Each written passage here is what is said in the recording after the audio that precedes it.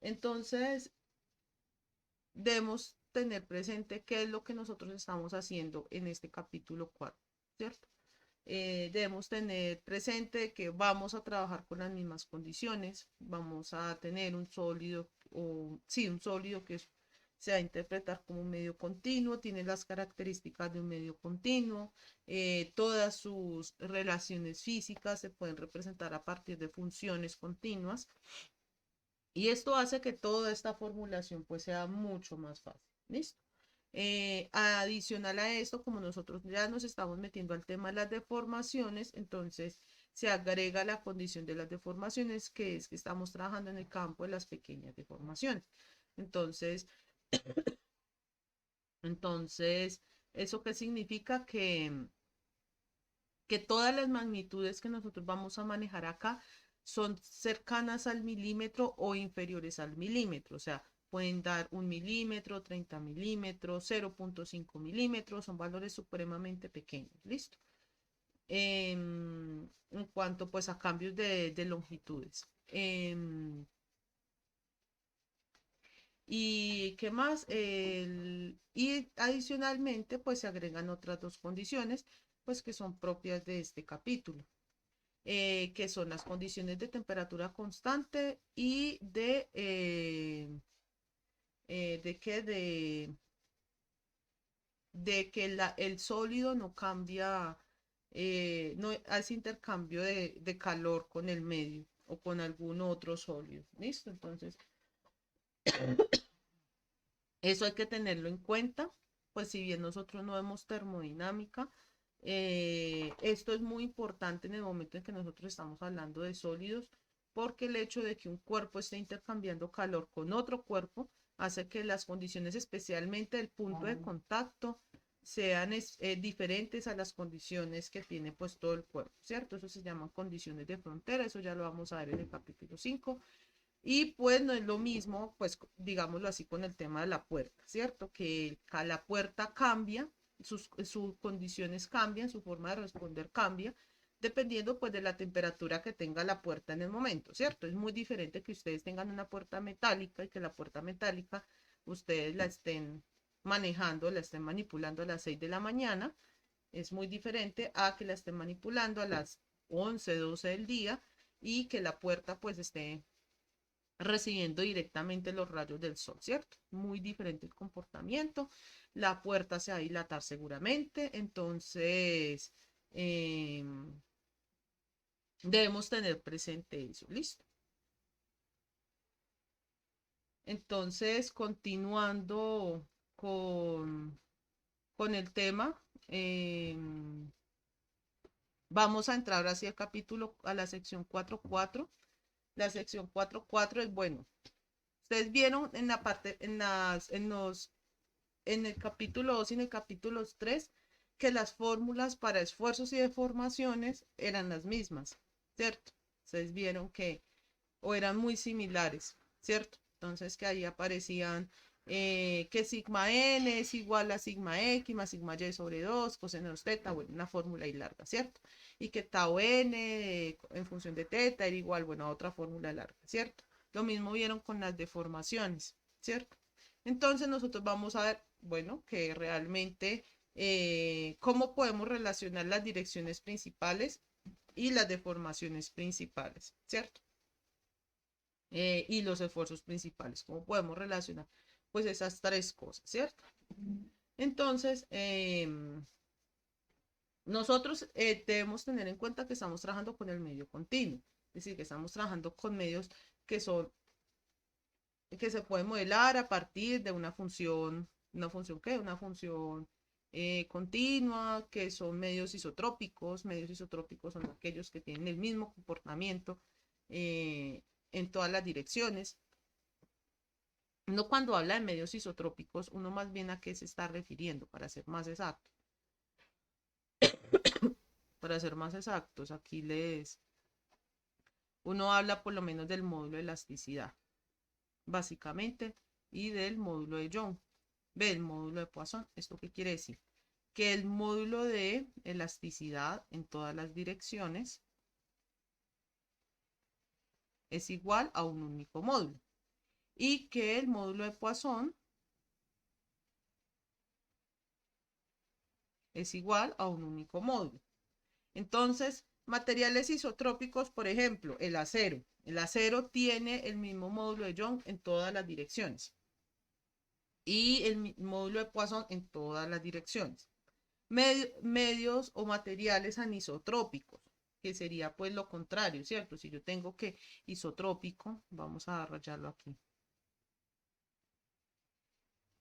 Si yo tengo que isotrópico, es que yo tengo un único E y un único mu, entonces anisotrópico o anisótropo, pues hay ingenieros que también les dicen así, está bien dicho, es que yo tengo diferentes módulos para cada dirección. Entonces es muy diferente que yo lo coja en una dirección X, en una dirección Y, en una dirección Z. Eh, y lo mismo pasa con el módulo de Poisson. Ejemplo de material anisotrópico, que por eso ese material no lo vamos a trabajar en sólidos. Un ejemplo de eso es la madera. Yo no sé si alguien acá ha trabajado con madera, pero se va a dar cuenta que es muy diferente que yo trabaje la madera en... Ustedes ven que la madera tiene como unas vetas, ¿cierto? Unas veticas, ¿cierto? Entonces es muy diferente que yo trabaje la madera y le ponga la carga en dirección perpendicular a las vetas, a que yo tenga la madera con esta dirección de vetas y le ponga la carga en esta dirección. El comportamiento va a ser muy diferente. Por eso es que en esta materia nosotros nunca vamos a ver la madera, nunca la vamos a ver, porque no hace parte de los materiales que trata la mecánica de sólidos.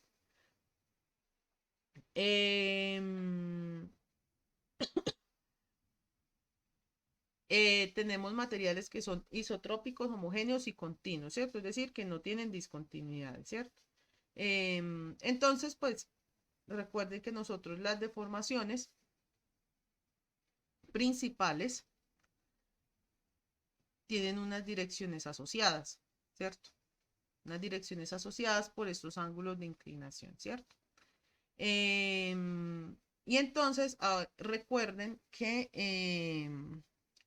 cuando yo estoy trabajando en deformaciones principales, recuerden que las deformaciones principales ocurren cuando las deformaciones angulares son cero, ¿cierto? Entonces, aquí recordando un poquito el capítulo 3, entonces las deformaciones principales aparecen cuando gamma XY, bueno, gamma XZ, todas las deformaciones angulares, ya sean ingenieriles o matemáticas, son iguales a cero. ¿Eso qué quiere decir? Que esas son deformaciones longitudinales únicamente, ¿cierto? Entonces las llamamos E1, E2, epsilon 1, epsilon 2 y epsilon 3 en el caso de que exista una tercera dimensión. Entonces, si nosotros tenemos que esas deformaciones angulares son cero, entonces cuando yo vaya a reemplazar estas deformaciones angulares en las fórmulas que hallé para la relación entre esfuerzos cortantes o esfuerzos tangenciales y deformaciones angulares, pues miren que si yo reemplazo esto acá, pues me va a dar cero, digamos en el caso de gamma XY, voy a reemplazar esto y me va a dar cero, esto es igual a 0, 1 sobre g, tau xy, y pues obviamente me va a darte que tau xy es igual a 0, ¿cierto?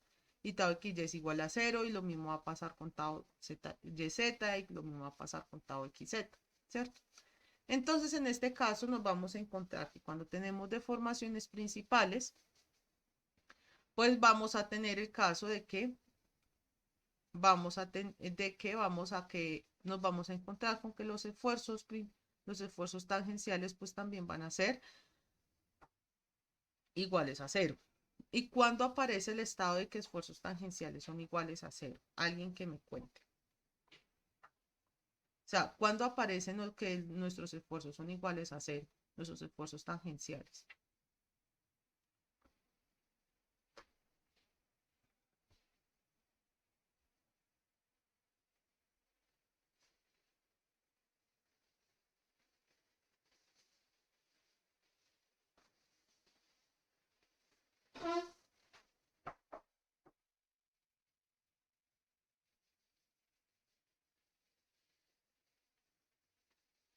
alguien que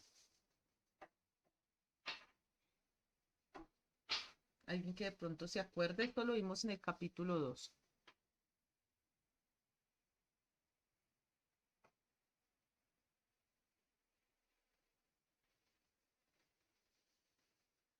¿En qué estado aparecen que únicamente tenemos esfuerzos normales?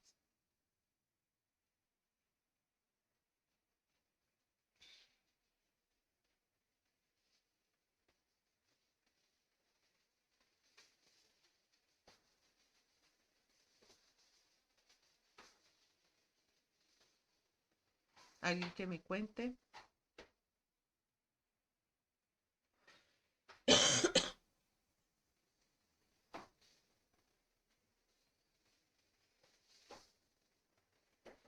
¿No? ¿Nadie?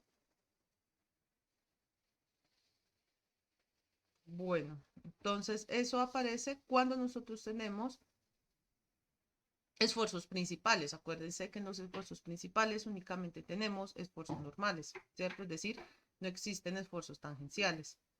Entonces, en ese caso, pues lo que vamos a tener es lo siguiente, que cuando tenemos deformaciones principales, al reemplazar estas deformaciones principales, estas deformaciones angulares en las fórmulas que hallamos en la sección anterior, pues nos vamos a encontrar que esos esfuerzos tangenciales se vuelven cero. Y esos esfuerzos tangenciales se vuelven cero únicamente cuando tenemos el estado de esfuerzos principales.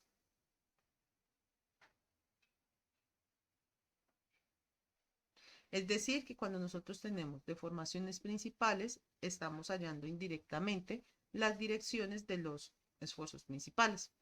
¿Esto qué quiere decir? Que las deformaciones principales y los esfuerzos principales pues van a tener las mismas direcciones, ¿cierto? Entonces, en el caso de la figura, lo que nos vamos a encontrar es que tenemos deformaciones principales y aquí mismo van a aparecer los esfuerzos principales sigma 1 y van a aparecer los esfuerzos principales sigma 2 en las mismas direcciones, van a ocurrir en las mismas direcciones. Entonces, realmente cuando nosotros resolvemos un problema de esfuerzos y deformaciones principales, realmente uno solamente tiene que resolver completamente uno de los dos problemas, ya sea el de esfuerzos principales o deformaciones principales, y el otro problema uno solamente lo resuelve hasta hallar el polinomio característico. Uno generalmente, ¿qué hace? Uno resuelve totalmente el problema de esfuerzos principales, hallando las direcciones y las magnitudes de los esfuerzos principales, y para la deformación principal uno solamente halla el tema del polinomio característico, uno, porque ya tenemos las direcciones, porque miren que suceden en las mismas direcciones, ¿listo? De eso trata la sección 4.4, realmente es una sección muy corta, porque es decir, bueno, ¿por qué las fórmulas me dan igual? ¿Y qué significa que esas dos fórmulas me den igual, cierto?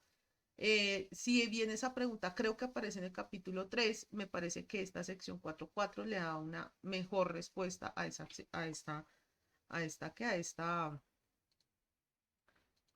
pregunta, ¿cierto? Que dice, no, pero ¿por qué me dan las mismas fórmulas? Pues porque ambas cosas suceden las deformaciones y los esfuerzos principales suceden en las mismas direcciones, ¿cierto? Solamente pues que yo no se los podía responder de esa forma porque todavía no habíamos visto pues esa parte, ¿cierto? Y entonces vamos a ver la sección 4.5, que son los cambios de volumen y dilatación. Entonces, cuando yo estoy trabajando con un sólido, en este caso vamos a considerar que nuestro sólido tiene una forma cúbica, eh, que tiene dimensiones delta X, delta Y, delta Z. Recordemos que nosotros colocamos esos diferenciales porque estamos trabajando con magnitudes muy pequeñas. Pues entonces cuando lo dilatemos, es decir, o cuando le cambiemos el volumen final más bien, no necesariamente que lo dilatemos, sino que también podemos contraerlo, ¿cierto? Digamos, le provocamos compresiones, entonces pues él se está contrayendo en una dirección, pues entonces pues vamos a tener unos cambios de dimensiones, ¿cierto? Estos cambios de dimensiones, que será este 1 corresponde a la dimensión inicial y este será el cambio de la dimensión, ¿cierto? ¿Qué tanto cambió? Esto para obtener longitudes finales. Longitudes finales o longitudes deformadas. ¿Cuándo ocurre que nosotros nos encontremos con longitudes deformadas partiendo de un volumen inicial? Básicamente en dos casos. Primer caso, que es el que estamos viendo nosotros hasta el momento, es cuando aplicamos fuerzas.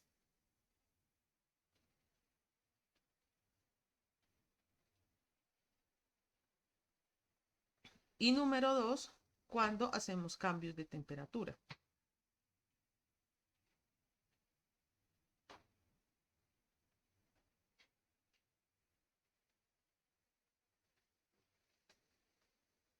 ¿Por qué? Porque nosotros necesitamos generar unos esfuerzos para que se me generen las deformaciones. ¿Listo?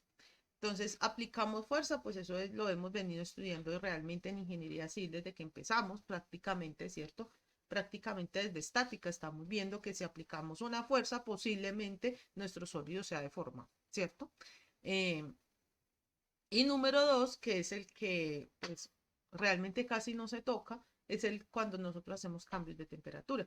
Entonces, otra vez el ejemplo de la puerta, porque la puerta pues es como lo que tenemos más a la mano pues para explicar eso, ¿cierto? Que eh, eh, digamos ustedes, si tienen la puerta en la mañana o en la tarde, es muy diferente a que la tengan al mediodía, ¿cierto? La puerta, si es metálica, se va, longitud, se va a expandir y pues dependiendo pues de qué tan grande o qué tan expuesta, qué tanta superficie esté expuesta al calor, pues se va a expandir, se va a expandir mucho, se va a expandir poquito, ¿cierto? Entonces, vamos a trabajar con este volumen final. Entonces, miren que el volumen final realmente es el cambio de las longitudes de todas las dimensiones que componen ese cubo, ¿cierto?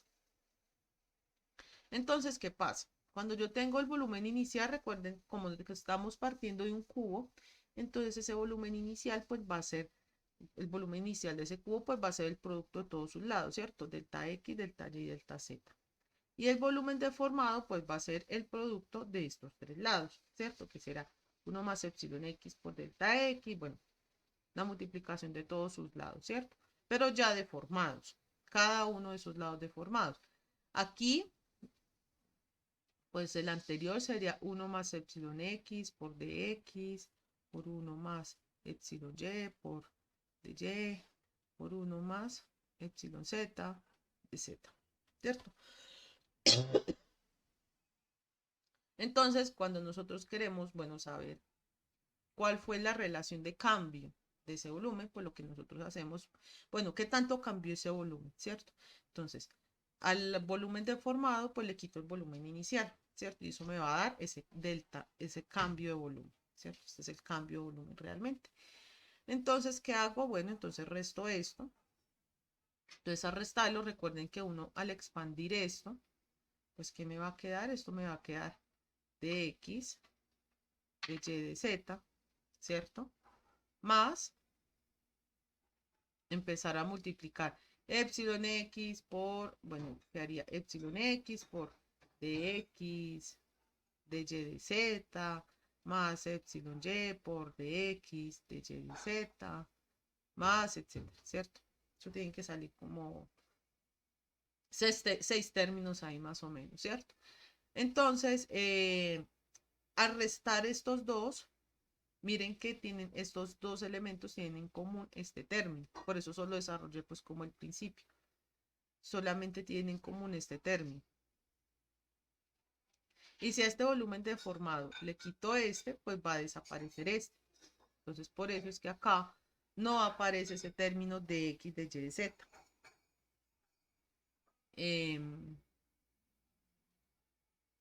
Entonces, continuamos haciendo la resta. Y entonces aquí vamos a aplicar lo que estamos trabajando en lo que vimos en el capítulo 1. Nosotros que vimos en el capítulo 1, los diferenciales de volumen y de volumen, área y longitud, ¿cierto? Entonces, nosotros que vimos en el capítulo 1 con respecto a los diferenciales de volumen, de área y de longitud. ¿Cuál es el mayor diferencial? El diferencial de longitud, de área o de volumen.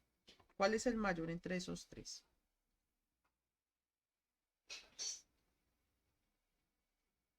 Alguien que me cuente. El de longitud, ¿cierto? Ese es el mayor entre los tres. Entonces, haciendo caso a eso, entonces, diferencial de longitud, en este caso, ¿cuáles serían? De epsilon x, bueno, perdón.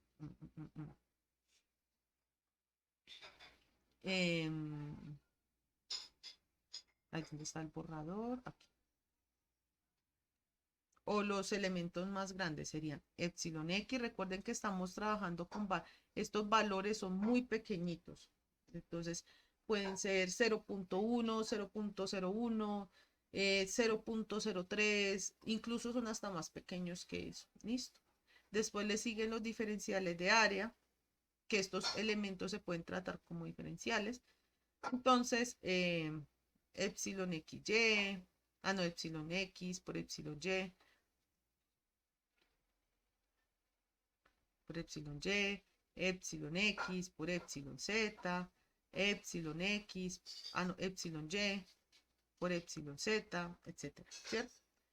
Y ese diferencial de volumen, pues, ¿cuáles serían? Epsilon x, epsilon y, epsilon z, ¿cierto?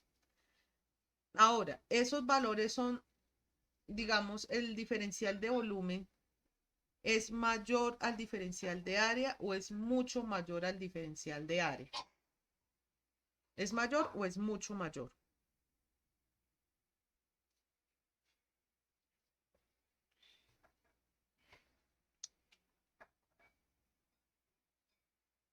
Recuerden que hay una diferencia en que algo sea mayor a que algo sea mucho mayor que algo, que otra cosa, pues. Entonces, ¿esos son mayores o son muchos más, pues digámoslo así, mucho mayores, sí? Es mucho mayor.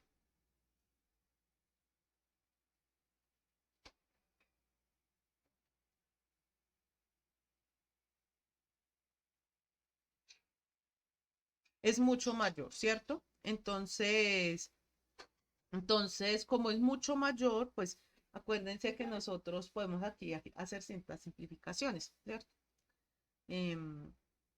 Este se va porque el diferencial de longitud es mucho mayor al diferencial de volumen. Este se va porque el diferencial de área es mucho menor que el diferencial de longitud, mucho menor que el diferencial de longitud, y este es mucho menor que el diferencial de longitud. Entonces, ¿qué hace? Entonces, vamos a encontrarnos con que podemos quedarnos únicamente con los diferenciales, con los valores de epsilon x, epsilon y y epsilon z, ¿cierto? Entonces, en este caso, pues vamos a hacer pues como una simplificación. Y es que este valor, este cambio de volumen, va a ser aproximadamente igual pues a la suma de estos dos por dx de y de z.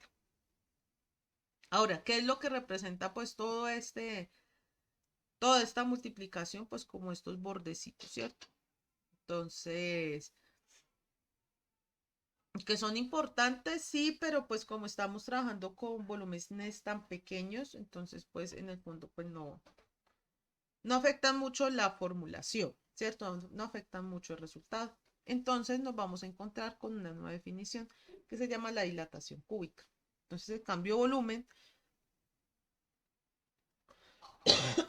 podemos definirlo como este cambio de volumen, la dilatación cúbica es el cambio de volumen sobre el volumen inicial, ¿cierto? Entonces recuerden que el cambio de volumen a mí anteriormente me había dado que era aproximadamente igual a epsilon x más epsilon y más epsilon z sobre, bueno, de x de y de z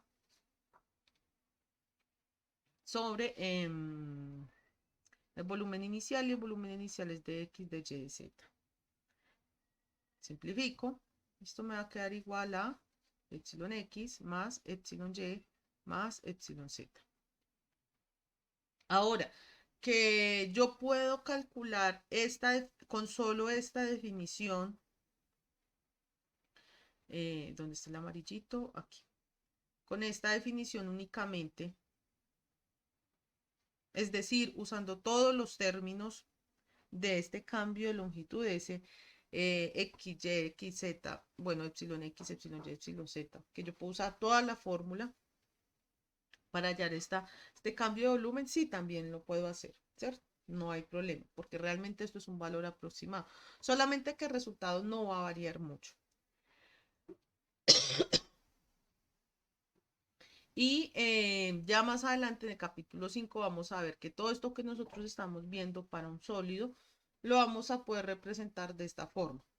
Cuando nosotros trabajamos con el sólido completo, no con el punto, que recuerden que aquí en últimas estamos trabajando con un punto del sólido, pues nos vamos a encontrar de que vamos a empezar a hablar de integrales dobles, de integrales triples, porque ya vamos a tener que hablar de volúmenes, vamos a tener que hablar de áreas. Aquí estamos hablando únicamente de puntos. ¿Eso qué quiere decir? Que van a ser únicamente sumas, productos, multiplicaciones. Pero cuando nosotros ya estemos hablando del sólido completamente, pues ese sólido tiene una frontera. El sólido tiene un inicio y tiene un final. Y ese está definido por una función continua, ¿cierto? Entonces, son funciones que podemos integrar, son funciones que podemos derivar, y como el sólido tiene un límite, una cáscara, una frontera, entonces todo lo tenemos que definir a partir pues de esa frontera y del interior del sólido. Entonces, si bien aquí pues el libro también les introduce esta definición, pues esto es como para empezar como a mentalizarlos a ustedes de que ya en el capítulo 5 ya no vamos a trabajar, bueno, con estas formulaciones, sino con unas formulaciones un poquito más complejas. ¿Listo? Y pues esas serían las secciones 4.4 y 4.5. La idea es que sigamos trabajando pues con respecto a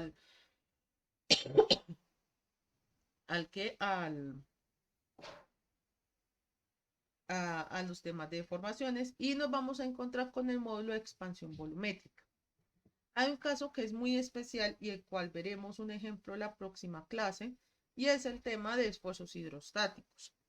Cuando nosotros tenemos esfuerzos hidrostáticos o esfuerzos termostáticos también, bueno, en últimas, cuando nosotros tenemos que todos los esfuerzos normales, sigma X, sigma Y, sigma Z, son iguales a una presión P, a un esfuerzo P, y que no existen cortantes. ¿Esto cuándo ocurre generalmente? Cuando nosotros, no sé si ustedes se acordarán que en mecánica de fluidos, a veces a ustedes les decían que tenían un cubo sumergido en un tanque, o que el cubo estaba en las profundidades del mar, o que tenían una pared en la profundidad del mar. Esos son los esfuerzos hidrostáticos. En últimas, miren que eh, pues su nombre es como muy intuitivo, ¿cierto? Que es hidrostático. Bueno, y aquí no estamos teniendo ningún movimiento del agua, ¿cierto? Esto generalmente ocurre cuando lo sumergimos en el agua. Cuando sumergimos a los cubos a un sólido en el agua, pues el agua va a intentar hacer presión en todas las caras del sólido, aproximadamente en la misma magnitud. Entonces, de forma perpendicular. Recuerden que cuando ustedes veían en fluidos, por allá, cuando vieron fluidos por allá en tercer, en cuarto semestre, pues ustedes vieron que realmente el agua siempre va pues a generar presiones normales, ¿cierto? Entonces, normales a las caras sobre las cuales tiene contacto. Entonces, como en este caso el agua está teniendo igual contacto pues con todas las caras del sólido, ¿cierto? Digamos que por acá está el agua. Entonces, pues él va a tener la misma presión en todas las caras del sólido. Esas presiones, como son normales a las caras, pues recuerden que las presiones normales a las caras se llaman esfuerzos normales.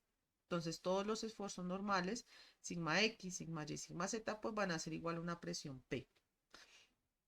Y los esfuerzos tangenciales, pues miren que aquí no hay cortantes, no está haciendo ningún cortante, y que esa es también una de las características de los fluidos que no tienen esfuerzos cortantes, porque no se oponen a la deformación, entonces pues son iguales a cero. Los esfuerzos cortantes generalmente aparecen cuando el medio continuo se opone a la deformación. Por eso es que los sólidos tienen esfuerzos cortantes, porque los sólidos se oponen a la deformación, se oponen a ser deformados. En cambio, los líquidos no se oponen a ser deformados. Yo no he visto el primer líquido que se oponga a ser deformado. Entonces ellos se adaptan a la forma del recipiente que los contiene, se dejan moldear, ocupan todo el espacio que se les otorga, etcétera, ¿cierto? Entonces, por eso es que en este caso, pues como estamos en contacto con un fluido que no se opone a la deformación, pues todas las deformaciones cortantes pues son iguales a cero, ¿cierto?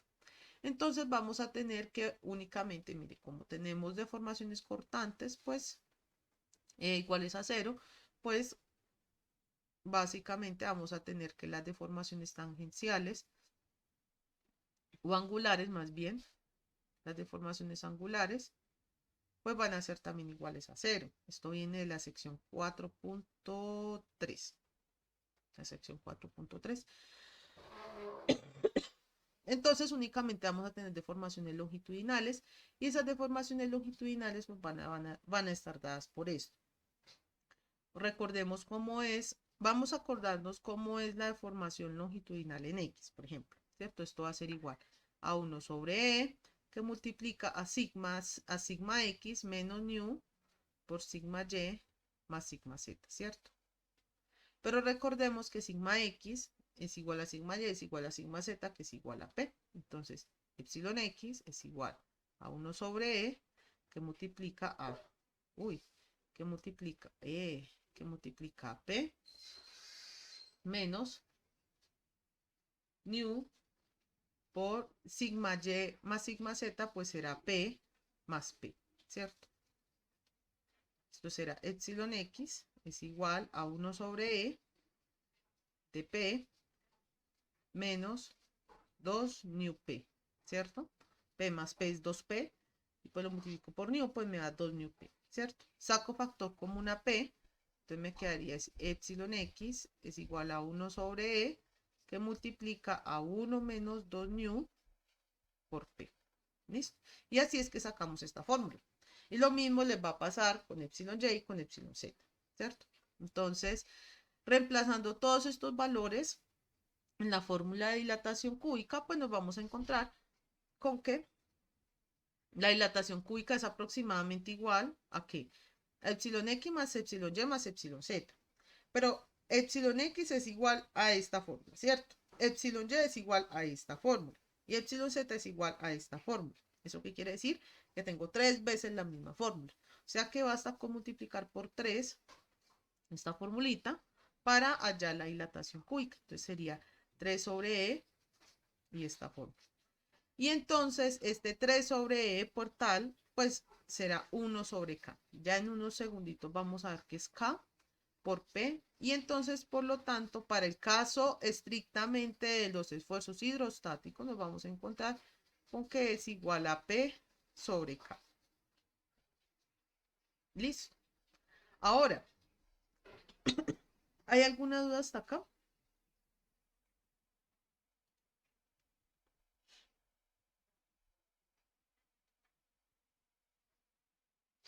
Pueden escribir por el chat, no hay problema.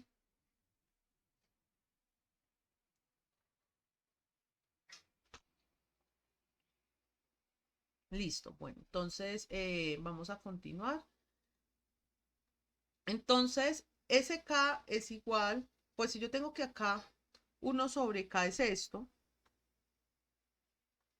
igual a 3 sobre E por 1 menos 2 nu por P, pues K va a ser igual a esto.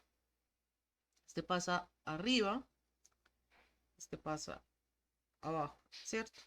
Espere que aquí me puse ¿qué? Una P de más. 1 menos 2 nu, ¿cierto? Entonces, eso es K. Y acá lo vamos a denominar el módulo de expansión volumétrica o el módulo de compresibilidad. Yo lo conozco generalmente es como el módulo de expansión volumétrica, porque realmente lo que nos está diciendo es qué tanto se comprime o se expande nuestro sólido, ¿cierto? Entonces, por ejemplo, eh, miren este denominador y aquí viene la razón principal por la cual nosotros decimos que nu no puede ser mayor que 0.5, no puede ser igual a 0.5. Miren este denominador. Recuerden que un denominador no puede ser igual a 0, ¿cierto? Porque si no la división no es posible. Entonces vamos a hallar en qué valores esto se hace 0, ¿cierto? Si yo despejo de acá nu, pues voy a obtener que nu es igual a un medio, ¿cierto? Ese nu igual a un medio que es igual a 0.5, que significa, bueno, que mi sólido no se va a comprimir. Entre más cercano esté este nu a 0.5, es más difícil comprimir el sólido o es más difícil eh, provocar un cambio de dimensión una vez yo esté comprimiendo mi sólido. Entonces, eh, les voy aquí a mostrar ¿dónde es que está este? Les voy a mostrar aquí el módulo de Poisson, Poisson ratio.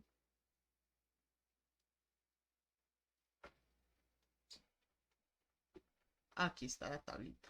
Entonces,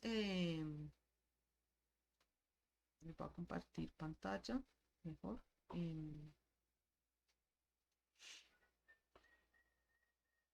No, pantalla, pantalla completa, compartir.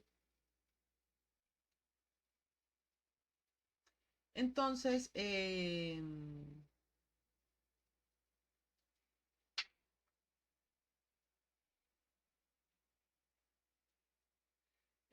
miren que en este caso, miren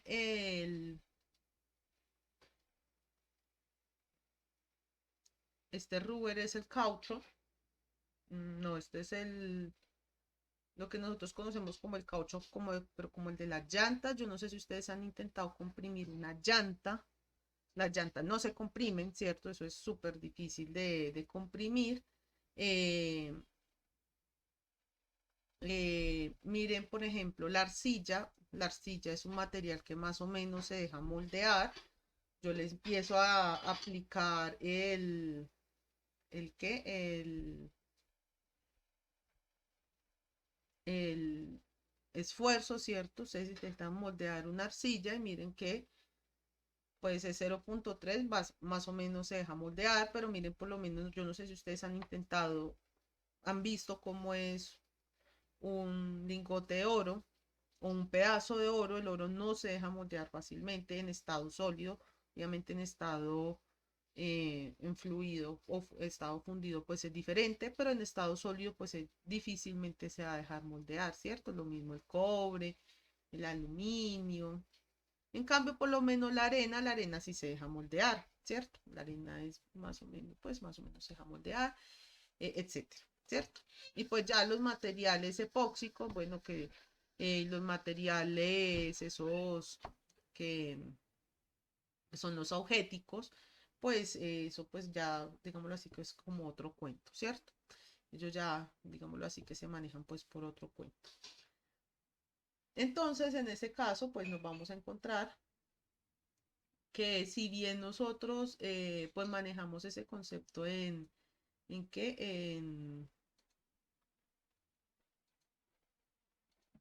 ¿En qué? En sólidos, pues realmente nosotros manejamos básicamente el concreto y el acero, ¿cierto? Pues eso es raro que manejemos pues otro material, ¿cierto? De pronto la madera o cosas así. Pero en general nosotros manejamos pues es el concreto y el acero. El concreto y el acero pues tienen propiedades que se manejan dentro de la mecánica de sólidos. Em, entonces, ¿cómo nosotros podemos entender el módulo ¿de qué? Los diferentes módulos que hemos visto. Bueno, entonces está el módulo de Young, que es qué tanto se comprime o se expande en la dirección en la que esté aplicando el esfuerzo, ¿cierto? Entonces, si yo estoy haciendo una compresión, bueno, ¿qué tanto se comprime en esa dirección? Eso es lo que mide el módulo de elasticidad, básicamente, o el módulo de Young. Entonces, por eso es que generalmente cuando estamos haciendo ensayos de tracción, nosotros sacamos es un módulo en esa dirección en la cual estamos haciendo el estiramiento, la compresión, ¿cierto?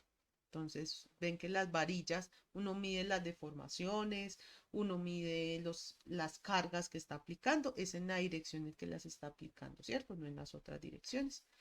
La compresibilidad lineal, que fue lo que vimos hace 2 minuticos, es qué es lo que pasa en, en una dirección cuando yo le estoy aplicando esfuerzo en todas las direcciones. Por eso es que nosotros vimos primero el tema de esfuerzos hidrostáticos, porque el módulo de expansión volumétrica aparece cuando yo le estoy aplicando esfuerzo en todas las direcciones. Entonces, ¿qué pasa con mi sólido si yo le estoy aplicando esfuerzo en todas las direcciones?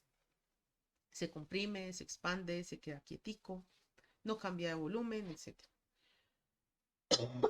El módulo de corte es que tanto se deforma. Este es el E, este es el K, este es el G, módulo de corte, que tiene que ver pues mucho con el material. Hay unos materiales que soportan mejor el corte que otros. Y el módulo de Poisson, que es el nu, o el coeficiente de Poisson, que es bueno, si yo comprimo en una dirección, ¿qué pasa en la otra dirección? ¿Cierto? Entonces, que si yo estiro mi varilla en la dirección X, ¿qué va a pasar en la dirección Y y en la dirección Z? Que si yo comprimo mi varilla en la dirección X, a lo largo de la dirección X, ¿qué va a pasar? En mi dirección Y y en mi dirección Z o en otras direcciones inclusive. ¿Listo?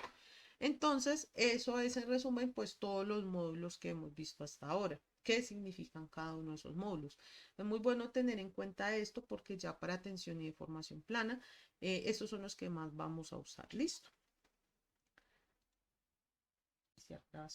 Recuerden que cuando nosotros vimos el tema de las rosetas, nosotros lo que hacíamos era básicamente lo siguiente.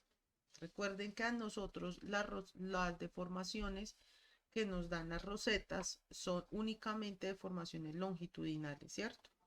Es decir, si yo tengo 3 rosetas dispuestas en este sentido, bueno, 3 galgas en este sentido, más bien, pues esta va a ser una galga A, una galga B y una galga C, ¿cierto? Entonces, yo que únicamente voy a tener epsilon x', ¿cierto? Puros epsilon x'. Entonces, en este caso, va a tener un epsilon x' para A, un epsilon x' para B y un epsilon x' para C. Entonces, ¿qué es lo que tengo que hacer? Esto me va a dar epsilon x, epsilon y, epsilon z, ¿cierto? Estas son funciones que están descritas epsilon x y epsilon y, ¿cierto? Epsilon z no, porque asumimos que la deformación en z es igual a 0. ¿Listo? Epsilon x, epsilon y, en funciones en epsilon x y en epsilon y, ¿cierto? Entonces, generalmente yo qué hacía, no, pues yo despejo la más fácil, ¿cierto? Entonces, posiblemente les va a dar que epsilon x va a ser igual a epsilon a, por ejemplo, que epsilon xy, aquí se me olvidó el de, y se me olvidó epsilon xy.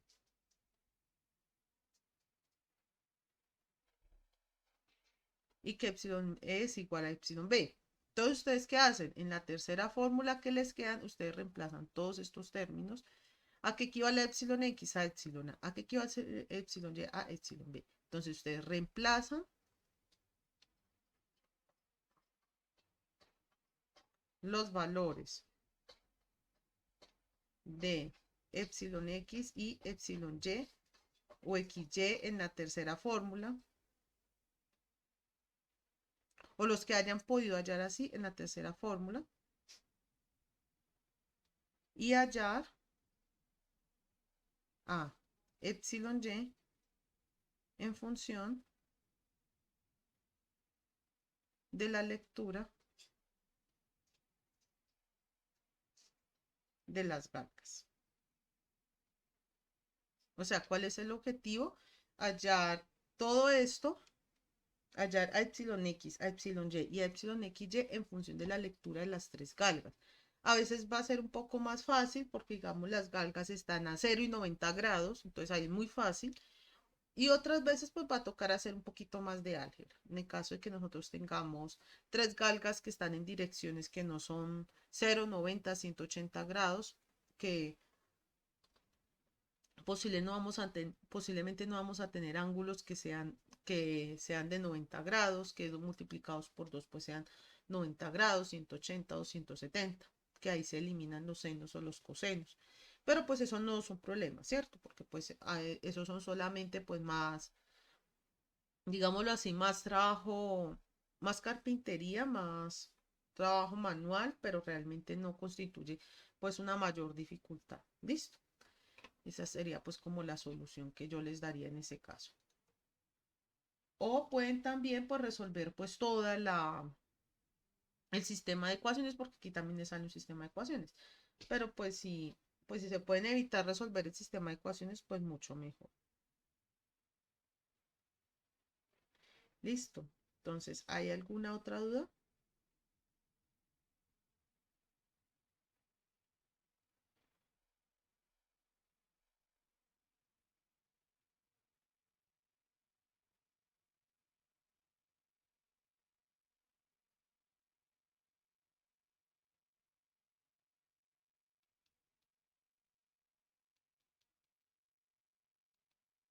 ¿Cuáles ángulos de inclinación?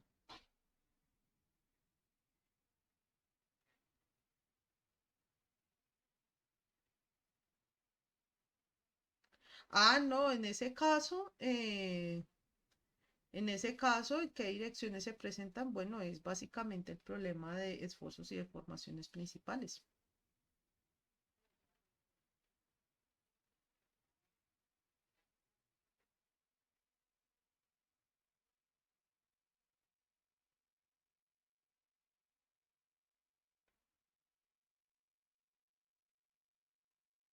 Mire, ¿en dónde es que dice eso? Bueno, ¿en qué ángulo de inclinación se presentan las deformaciones longitudinales y angulares máximas, cierto? Ustedes como hayan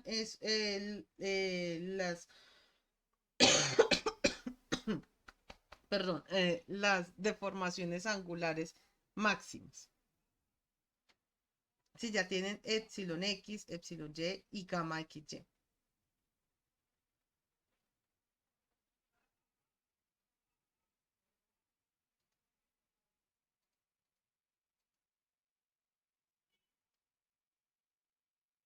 Yo les voy a dar una forma que la pueden resolver. Realmente ustedes la pueden resolver de muchas maneras, pero les voy a dar una forma aquí. Eh, yo qué les digo en ese caso, pueden, pueden emplear esta fórmula. Y aquí les da la dirección principal máxima. Las deformaciones máximas y mínimas se sacan de esto. Yo les digo, ustedes se pueden orientar por estas. Esa es una forma de solución. Entonces, cogen esta y hallan la deformación en términos de epsilon A, de epsilon B y epsilon C, porque en últimas ustedes no pueden saber el ángulo, o de pronto sí lo pueden saber eh, únicamente con estos datos, que realmente no les están diciendo lecturas de A, B y C, ¿cierto? Entonces, ¿ustedes qué hacen? Se reemplazan con esto y ahí ustedes pueden decir mi dirección principal máxima o mi ángulo de inclinación, que es lo que les están preguntando, está dado por esto, empleando la fórmula 3.27. ¿Listo?